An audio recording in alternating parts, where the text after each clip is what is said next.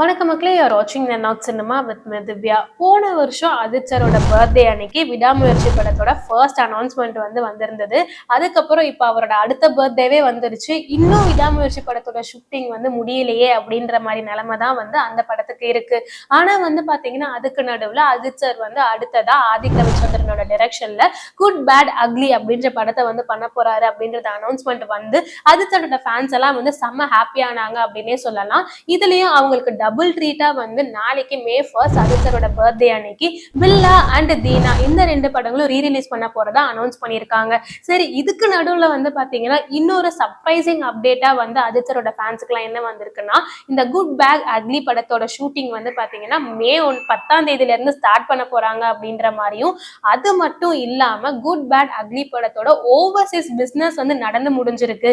கிட்டத்தட்ட 22 கோடி ரூபாய்க்கு குட் பேட் அக்லி படத்தோட ஓவர்சீஸ் ரைட்ஸ் பிசினஸ் ஆயிருக்கு அப்படின்ற தகவல் வெளியாயிருக்கு. இதனால ஆதித்தரோட ஃபேன்ஸ் எல்லாம் பாத்தீங்கன்னா வேற லெவல் ஹாப்பில இருக்காங்க அப்படின்னு தான் சொல்லணும். இருந்தாலும் இந்த விடாமுயற்சி படத்தோட ஷூட்டிங்கை பிரேக்ல இருந்து அகைன் எப்ப ஸ்டார்ட் பண்ண போறாங்க, இந்த படம் எப்ப ரிலீஸ் ஆக போகுது, இந்த படம் பாத்தீங்கன்னா டிராப் ஆயிடுமா அப்படின்ற மாதிரி ஏகப்பட்ட கொஸ்டின்ஸ் இன்னும் இருந்துட்டே தான் இருக்கு. இருந்தாலும் பாத்தீங்கன்னா குட் பேட் அக்லி படம் அடுத்த வருஷம் பொங்கலுக்கு ரிலீஸ் ஆகும் அப்படின்னு இப்பயே அனௌன்ஸ் பண்ணிட்டாங்க. ஷூட்டிங்கும் ஸ்டார்ட் பண்ண போறாங்க அப்படின்னு சொன்னனால ஆதித்தரோட ஃபேன்ஸ் எல்லாம் ஓரளவுக்கு சாட்டிஸ்ஃபைட் அப்படின்னே சொல்லலாம். நீங்க ஆதித்தரோட பர்த்டே அன்னைக்கு நாளைக்கு பாத்தீங்கன்னா அவரோட பில்லா அண்ட் தீனா மூவிஸ் ரீரிலீஸ் ஆக போகுது. இதை பத்தி என்ன நினைக்கிறீங்க, அதுக்காக எவ்வளவு எக்ஸைட்டடா இருக்கீங்க அப்படின்றதெல்லாம் கமெண்ட் பாக்ஸ்ல ஷேர் பண்ணுங்க.